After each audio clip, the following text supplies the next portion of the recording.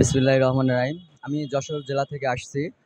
আমাদের একটাই দাবি, একাডেমিক স্বীকৃতিপ্রাপ্ত যে প্রতিষ্ঠানগুলো রয়েছে সবগুলো প্রতিষ্ঠানই এমপিভুক্ত করতে হবে। গত মে মাসে আমাদের এমপিভুক্তির প্রজ্ঞাপন হওয়ার কথা ছিল এবং জুলাই মাস থেকে কিন্তু আমাদের বেতন হওয়ার কথা ছিল। কিন্তু ৫-৬ মাস অতিবাহিত হওয়ার পরেও আমরা কোনো এর কার্যক্রম দেখতে পারছি না।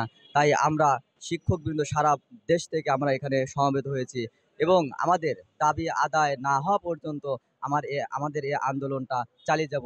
এই প্রেস ক্লাবে আজ পর্যন্ত যতগুলো পেশাজীবী শ্রেণী আন্দোলন সংগঠিত হয়েছে তাদের সকল আন্দোলন যুক্তিসঙ্গত।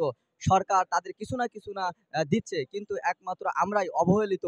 আমাদের কোনো কিছুই দেওয়া হচ্ছে না। আমরা বিনা বেতনে ২০ বছর ২৫ বছর, এমন অনেক টিচার আছে যারা রিটায়ার্ড করছে, তারা এখনো বেতন পাচ্ছে না, তারা মানবতার জীবনযাপন করতে পারছে।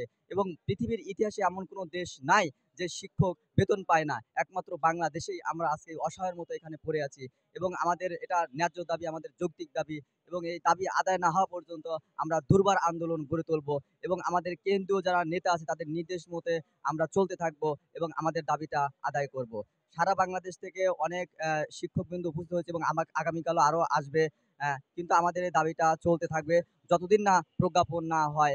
আহ, একাডেমিক স্বীকৃতিপ্রাপ্ত মাত্র প্রতিষ্ঠান রয়েছে ২৫ থেকে ৩,০০০ প্রতিষ্ঠান। এই ৩,০০০ প্রতিষ্ঠান সরকারের খরচ হবে মাত্র ৭০০ থেকে ৮০০ কোটি টাকা। কিন্তু দেখা যায় আমাদের কোনো কিছুই কার্যক্রমে তারা করছে না। তাই আমরা আন্দোলন চালিয়ে যাব আমাদের দাবি আদায় না হওয়া পর্যন্ত।